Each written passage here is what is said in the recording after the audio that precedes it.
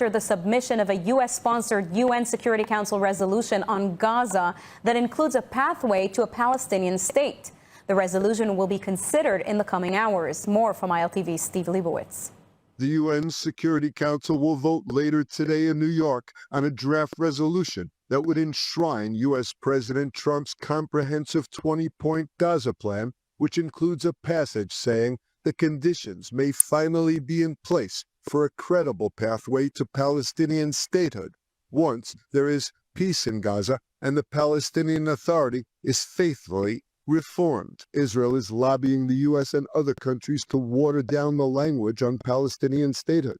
Trump's 20-point plan, which Netanyahu endorsed in a September 29th press conference with the U.S. president, calls for the disarmament of Hamas, the demilitarization of Gaza, the reconstruction of the Gaza Strip, and the handing of the enclave over to an international stabilization force and an apolitical Palestinian administration overseen by a Trump-chaired Board of Peace.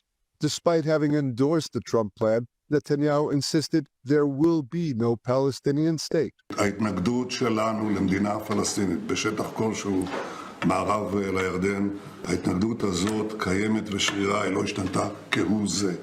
אני עודף את הניסיונות הללו כבר עשרות שנים, ועושה את זה גם מול לחצים מן החוץ ולחצים מבית, אז אני לא זקוק לחיזוקים וציוצים והרצאות מצד איש. Amid reports that Hamas is reasserting control in Gaza, Netanyahu vowed that the terror group will be disarmed. הנושא של אי פירוז לכאורה של החלק של עזה שנמצא בידי החמאס. לא יהיה דבר כזה. גם בתוכנית 20 הנקודות או בכל דבר אחר, השטח הזה יפורז והחמאס יתפרק מנשקו. או שזה יקרה בדרך הקלה, או שזה יקרה בדרך הקשה. כך אמרתי אני, וכך אמר גם הנשיא טראמפ. Netanyahu took time to denounce recent violence perpetrated by Jewish extremists in Judea and Samaria against Palestinian civilian targets. הדבר השני הוא גם נעשה על ידי מיעוט שנכנס ליהודה ושומרון, לא מייצג את ציבור המתיישבים הגדול, שומרי החוק ונאמני המדינה, וגם נגדם ההתפרעויות הללו, גם נגד חיילי צה"ל, גם נגד פלסטינים, גם נגד חיילי צה"ל, אנחנו נפעל נגד זה בכל הכוח, משום שאנחנו מדינת חוק. מדינת חוק פועלת לפי חוק. The Trump plan calls for a U.S.-led international force to disarm Hamas in Gaza. While the force does not yet exist and the disarming of Hamas has yet to begin, Hamas has reportedly begun amassing advanced weapons abroad. This in hopes of smuggling them into Gaza in the future. More from ILTV's Devo Klein. According to the Khan public broadcaster, Hamas has in recent weeks been stockpiling arms in unspecified African states, Yemen, and other countries. The weapons are reportedly meant to be moved at a later time to, quote, strategic locations, including the Gaza Strip. The ceasefire in Gaza is holding, but not without incident. The IDF says it killed a terror operative who crossed the yellow line that Democrats, the area still held by the military after its withdrawal, and approached troops in the northern Gaza Strip today. The military says the operatives posed an immediate threat to troops, who then directed an airstrike that eliminated the terrorist. Some 100 Hamas gunmen remain trapped in tunnels under Rafah and still refuse terms of surrender. IDF Chief of Staff Eyal Zamir toured Rafah today, warning that the army is prepared to seize more territory in Gaza if the situation demands it. Zamir led a high-level assessment with the Southern Command and frontline commanders, reviewing developments across all arenas as the IDF maintains both the ceasefire and pressure on Hamas. Zamir said the IDF now holds operational control over half of Gaza, including key points and the Yellow Line security belt. He stressed troops remain ready for a rapid shift back to large-scale offensive operations if required to prevent Hamas from rebuilding. The chief of staff declared that the military will, quote, continue to insist that the Hamas regime will not exist on the other side of the border. Even if this requires time, we will persist in the mission of dismantling Hamas and demilitarizing the Gaza Strip, achieving this either through an agreement or through military means. As the United Nations Security Council prepares to vote on a U.S.-sponsored resolution centered around President Trump's 20-point Gaza plan, Prime Minister Netanyahu is making his position unmistakably clear. There will be no Palestinian state west of the Jordan River. The resolution includes language suggesting the conditions may finally be in place for a credible pathway to Palestinian statehood, language Israel is now working to soften or to remove.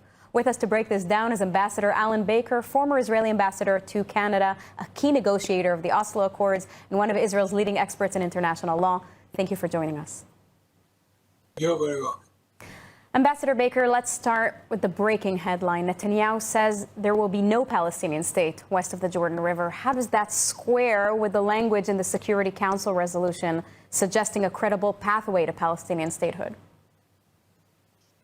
Well, the language of the resolution, which copies the Trump plan, the Gaza plan, isn't in absolute terms. It may lead to a possible pathway to Palestinian possible statehood. It's so unclear that I don't think, even if it appears in a Security Council resolution, it doesn't create any absolute determination that there will be a Palestinian state. So I don't think it's incompatible with Israel's position. It doesn't really say anything more than the Trump plan says. So from a legal and diplomatic perspective, how binding is such a language in a UN Security Council resolution? It appears that you think it isn't. It's not binding. First of all, it's not a binding resolution. In as much as the seventh chapter of the UN Charter enables the Security Council to adopt binding resolutions and send peace forces and things like that. This is not the same. This is a sort of recommendation. It's more or less putting into a formalized framework the Trump plan. It doesn't say anything more than that, and it doesn't say anything less than that. So, I think that this is perhaps being blown up out of proportion by, excuse me saying, by the Israeli media. It's nothing more than there already existed according to the Trump plan. That's it. While that may be the case, Israel is reportedly lobbying to water down or remove the statehood clause. In your experience negotiating international agreements, how often does such lobbying succeed? And what tools does Israel even have right now to influence the final wording?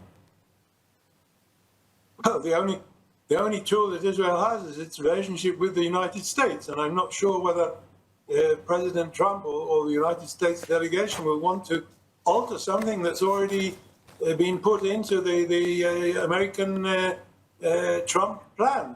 It already appears there. So adding it or taking it out of the Security Council resolution, in my opinion, won't make much difference. Now, this plan, it envisions an apolitical Palestinian administration in the future and a Trump-chaired board of peace overseeing Gaza. How realistic is that structure, and what happens when Trump is no longer there? Good questions. First of all, if Trump is president of this forum, then it's not necessarily limited to his presidency. It could also be after his presidency. That's one thing. But the other thing is this, it's difficult for me to see the Palestinian Authority ever being capable, able or willing to take on the administration of the Gaza Strip. It's very difficult for me to see any possibility of Hamas agreeing to demilitarize, to remove its weapons, to destroy its fortifications, to blow up its tunnels. All these things are very, very difficult propositions for whatever administration force or presence will be. And it's difficult for me to see how states such as Turkey will want to advance anything like that. So because they're in cahoots with Hamas all the time, it's difficult for me to see them demilitarizing Hamas and taking away from them their weapons. So I think we have yet to see whether anything of this will really become realistic. Ambassador Baker, thank you very much for this input. You're welcome. The political fallout from the October 7th massacre continues to grow, and today the government has taken a controversial step. Instead of establishing a full independent state commission of inquiry, the standard after national failures, the cabinet has chosen to form its own government-led commission, a move that is already facing sharp criticism from experts, opposition figures, and families of victims. Our correspondent, India Naftali, joins us now with more on this decision. India, walk us through this government reasoning. Why choose a minister-led commission over a traditional state commission? Well, the government's saying that they want a quicker investigation that's not bogged down by lengthy legal processes. Now, this is different because this means ministers, not the Supreme Court, would basically outline the scope, the powers, and the timeline of the investigation of the operational failures that led to October 7th. This is also significant because a traditional commission, like the one that happened after the Yom Kippur War, it's appointed by the president of the Supreme Court and would operate with complete legal independence. Now, the government, we know this government does not trust the Supreme Court. They believe the Supreme Court is trust, thus the whole push for the judicial reforms. Itamar Ben-Gvir, he's even said during this process that in their investigation, they even want to have the Supreme Court examined and looked into. So we know that this comes from a deep distrust of the judicial branch coming from the executive branch. And how significant is the public pushback? What are the protesters demanding? Sure, the public pushback is huge. A public opinion poll showed that the majority of Israelis would rather opt for a traditional probe into the October 7th attacks, an independent state commission.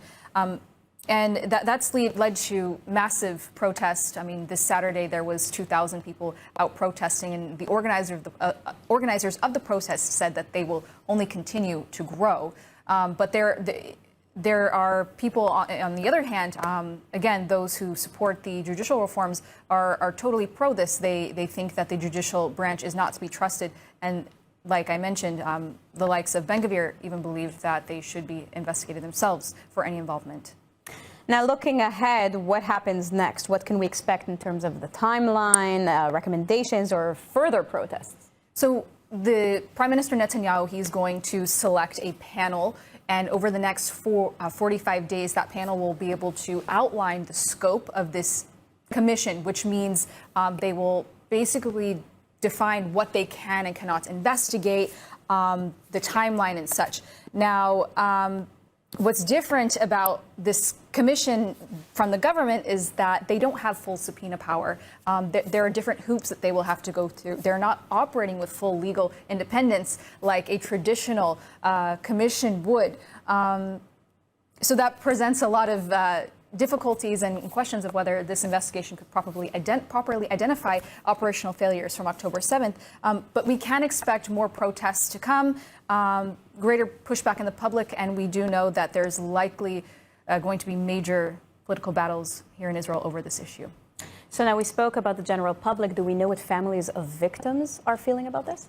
Yes, a lot of the families of the hostages are also, they're pushing for this traditional probe. Again, it's something that most of the protesters and families involved, the October Commission, which is a group that's also been pushing for this full investigation led by the Supreme Court, the President of the Supreme Court, who would appoint people to lead this investigation, and they would have full subpoena power and legal independence. Mm-hmm. Well, we will certainly keep following this story and see how this unfolds. Thank you very much, India Naftali. Thank you, Sivan. Amid ongoing Hezbollah ceasefire violations, the IDF has carried out a number of strikes and ground operations targeting the Lebanese terrorists' efforts to re-entrench in South Lebanon. More on this from ILTV's Steve Leibowitz. The IDF confirms carrying out a drone strike in southern Lebanon last night, seeing it killed a Hezbollah operative. The strike near the village of Mansouri, south of Tyre, killed Mohammed Ali Suwaik. The IDF says he was responsible for liaising between the terror group and the residents on economic and military matters. Additionally, the terrorist acted to seize private property for terrorist purposes. The IDF says that his actions constituted a violation of the understandings between Israel and Lebanon. In a nighttime operation in southern Lebanon, IDF troops under the 91st Division dismantled Hezbollah terror infrastructure, seized weapons, and struck multiple targets as part of an ongoing effort to prevent the group from rearming. The IDF says forces from the 228th Brigade moved into the area of Eitrud, demolishing several structures recently reopened by Hezbollah for terror operations. In Ramia, troops from the 300th Baram Brigade carried out a separate raid, locating and destroying assault rifles, Kalashnikov-style guns, magazines, and ammunition. Over the past week, the IDF, working with the Israeli Air Force and guided by Intelligence Directorate operatives, struck 5 terror targets across several Lebanese villages and eliminated 3 Hezbollah members accused of violating the ceasefire terms. The army says Hezbollah's presence and infrastructure in the south constitute a breach of the Israel-Lebanon agreement and say it will continue operations to remove any threat to the state of Israel. And still with Israel's northern front, Lebanon says Israel is building a concrete wall that extends beyond the UN-mapped blue line, a claim Israel firmly denies. The United Nations has weighed in and tensions are rising on a border that is already on edge. Along the Israeli-Lebanese border, construction is underway on a new concrete barrier, part of what the IDF calls a long-planned defensive project launched in 2022. But the wall has triggered sharp accusations from Beirut, which claims portions extend beyond the UN-mapped blue line, the boundary drawn in year 2000 when Israel withdrew from South Lebanon. The Lebanese presidency says the work violates UN Security Council Resolution 1701, the agreement that ended the 2006 Israel-Hezbollah war, and infringes on Lebanon's territorial sovereignty. A spokesperson for the UN Secretary General echoed parts of Lebanon's claim, but the UN stopped short of declaring a boundary breach, noting that the blue line itself is not a formal border, only a withdrawal line. Israel strongly rejects the accusations. An IDF spokesperson says no part of the wall crosses the blue line, calling the claim incorrect and insisting the project remains entirely on Israel's side. Officials say the barrier is designed to protect Israeli communities from Hezbollah infiltration and rocket fire. The dispute comes at a sensitive moment. The northern front remains tense, with Israel accusing Hezbollah of provocations despite a year-long ceasefire halting their war. Lebanon now says it will file a formal complaint to the UN Security Council. A group of mayors is in Israel this week on a high-level mission. ILTV's Mayan Hoffman talked with New York's outgoing mayor Eric Adams to understand why this visit matters now more than ever. I had the privilege of coming today to Jerusalem to meet with Mayor Eric Adams. He's about to become the former mayor of New York City. Mayor Adams stood steadfast throughout his tenure with the state of Israel, building ties strategically, economically, and of course, working with the Jewish community, protecting them and fighting anti-Semitism. Let's see what he has to say. This week, multiple mayors are visiting Israel as part of a joint delegation organized by the American Jewish Committee. Their goal, to deepen cooperation, show solidarity, and see firsthand the realities facing Israelis after 2 years of war. Among them is a high-profile guest, New York City Mayor Eric Adams. Adams made Israel his first international trip upon taking office. And now, as he prepares to leave City Hall on January 1st, he chose to return. It is great to be here to just really, as I started my time in office, visiting Israel. And now as I conclude, I wanted to come back and just send the right message that Israel will always have a supporter in me as a mayor or not as the former mayor. For Adams, the visit comes amid deep concern in the Jewish community following the election of Mayor-elect Zohran Mamdani, a candidate he has repeatedly warned could embolden anti-Semitism in New York. Going after all of those items I put in place to let Jewish New Yorkers know that there's no place for hate. As you stated, the IRA definition, having an office to combat anti-Semitism. We are not going to allow hate to fester in our city in general, but specifically for Jewish New Yorkers, which has the largest Jewish population outside of Israel. Adams has urged Israelis and Americans alike not to panic, but to mobilize. So important for New York, for Jewish New Yorkers to fight. People need to know the true story of what happened on October 7th. To reclaim our young people, we must utilize social media. Social media has been used to spread anti-Semitism. We must use it to ensure that we build tolerance and love and respect for all groups, particularly to stop the spread of anti-Semitism. He has also called on Israel's leadership to send a powerful symbolic message on New Year's. What I encourage the Prime Minister to do is to join me on January 1st when we bring in the New Year. We do not threaten to arrest leaders of sovereign nations and our probably closest partner in this region. Beyond politics, Adams warns that severing ties with Israel could damage not only Israel, but New Yorkers. Israel is one of the leading countries when it comes down to technology and advancement of technologies, from artificial intelligence to cybersecurity and so many others. And so many devices and innovations they made that save lives. And so when you stop the progress of that continuing innovation and the partnership, you're not hurting Israel, you're hurting Americans. Adams is leaving office under scrutiny, including a federal investigation. But he says he stands by the choices he made. I was defending a city that I love, and when I saw a migrant and asylum seeker crisis that overwhelmed our city in the tune of over $7 billion, I knew it was my obligation. They came after me because I protected the city that I love. As for what comes next, I want to go back to school, get my doctorate, I want to write a book, and I have some great business opportunities that are waiting for me. while Adams drew most of the attention on the mission, other U.S. mayors told ILTV they came for the same reason, to stand with Israel and with American Jewish communities back home. We feel it's like probably the most welcoming place for Jewish people outside of Israel. We're reaching out to our brothers and sisters in New York and saying, if you don't feel comfortable, which is right now we're hearing a lot of, come to Miami Beach. And for Aventura, Florida, Aventura stands with Israel yesterday, today, and tomorrow. Now let's take a look at the Prime Minister Benjamin Netanyahu insists there will be no Palestinian state west of the Jordan River. The comment from Netanyahu comes after the submission of a U.S.-sponsored UN Security Council resolution on Gaza that includes a pathway to a Palestinian state. The resolution will be considered in the coming hours. More from ILTV's Steve Leibowitz.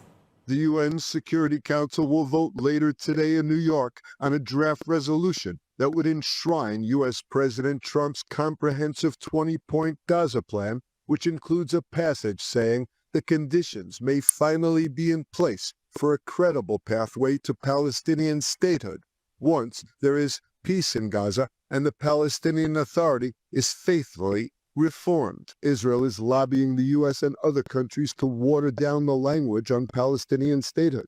Trump's 20-point plan, which Netanyahu endorsed in a September 29th press conference with the U.S. president, calls for the disarmament of Hamas, the demilitarization of Gaza, the reconstruction of the Gaza Strip, and the handing of the enclave over to an international stabilization force and an apolitical Palestinian administration overseen by a Trump-chaired Board of Peace.